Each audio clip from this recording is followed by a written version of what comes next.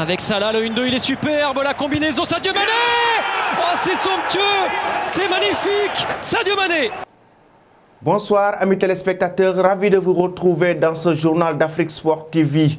Au sommaire, CHAN 2021, après la qualification du Maroc et de la Guinée, toutes les affiches des quarts de finale connues.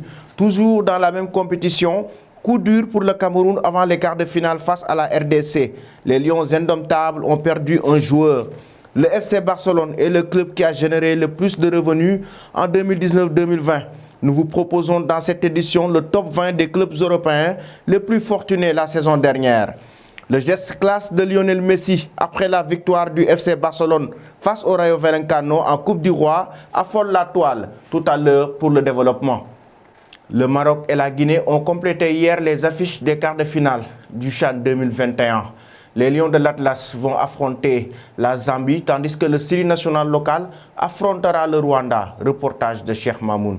De la confirmation du statut de favori du Maroc à la qualification du pays organisateur, le Cameroun, la phase de poule du championnat d'Afrique des Nations a été palpitante.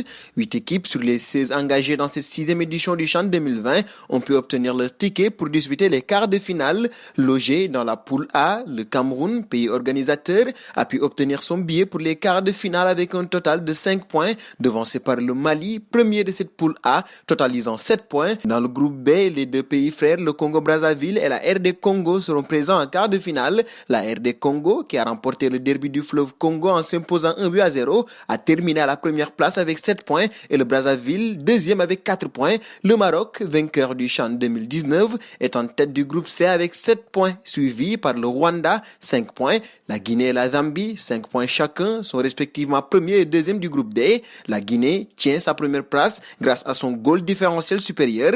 Pour les affiches en quart de finale, nous aurons donc le samedi 30 janvier 2021, le Mali qui fera face au Congo et la RDC défiera le Cameroun. Le dimanche 31, le Maroc en découdra avec la Zambie et la Guinée fera face au Rwanda.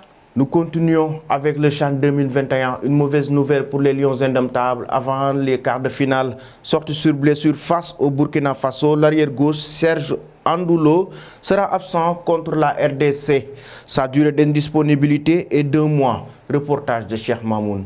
Et oui, coup dur pour le Cameroun dans ce CHAN 2020, titulaire lors des 3 matchs du pays hôte durant la phase de groupe. Le latéral gauche Serge Andoulo s'est blessé lundi face au Burkina Faso. Le sociétaire de l'Union sportive de Douala souffre d'une rupture partielle du ligament latéral interne. Il sera absent pour 4 à 6 semaines, a indiqué ce mercredi le médecin de la sélection, Dr Tom. Andoulo manquera donc la suite de la compétition, à commencer par le quart de finale qui est programmé le samedi contre la RD Congo. Steve Kenny du Stade Renard est pressenti pour lui succéder dans son couloir. L'année 2020 a été très dure pour le monde du football. Les clubs européens ont perdu plus d'1 milliard d'euros à cause de la pandémie du Covid-19.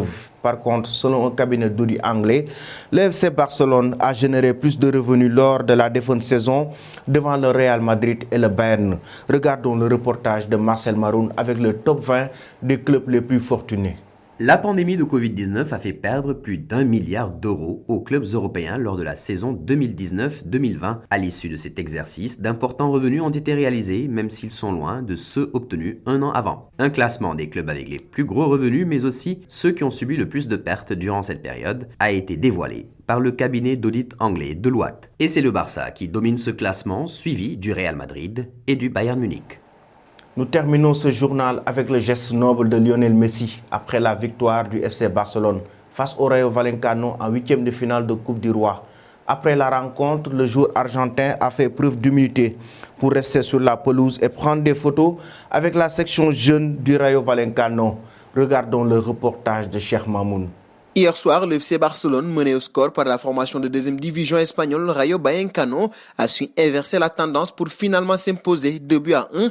Une qualification en quart de finale de la Coupe du Roi qui porte le sceau de Lionel Messi, auteur de l'égalisation des Blaugrana pour son retour de suspension. Petit à petit, Lionel Messi retrouve son niveau d'antan. Très performant depuis le début de l'année, le sextuple lauréat du Ballon d'Or aligne les belles performances en cette entame d'année 2021 seulement. Son expulsion lors de la finale de la Supercoupe d'Espagne pour un geste d'humour rumeur l'a freiné dans son élan. Après avoir purgé ses 2 matchs, l'Argentin a ainsi fait son retour à la compétition face au Rayo Vallecano en Coupe du Roi, une compétition qui revêt une importance capitale pour le Barça, largué en championnat par l'Atlético de Madrid. Brillant lors de la victoire, Lionel Messi s'est aussi illustré au coup de sifflet final. Le natif de Rosario a en effet été aperçu en train de prendre des photos avec des jeunes du club pensionnaire du 2e échelon du football espagnol. Un geste qui pourrait paraître minime, mais certainement pas pour ces jeunes joueurs qui doivent voir en Léo une idole. C'est la classe. C'était tout pour aujourd'hui. Merci de rester fidèle à nos programmes. On vous donne rendez-vous demain à la même heure.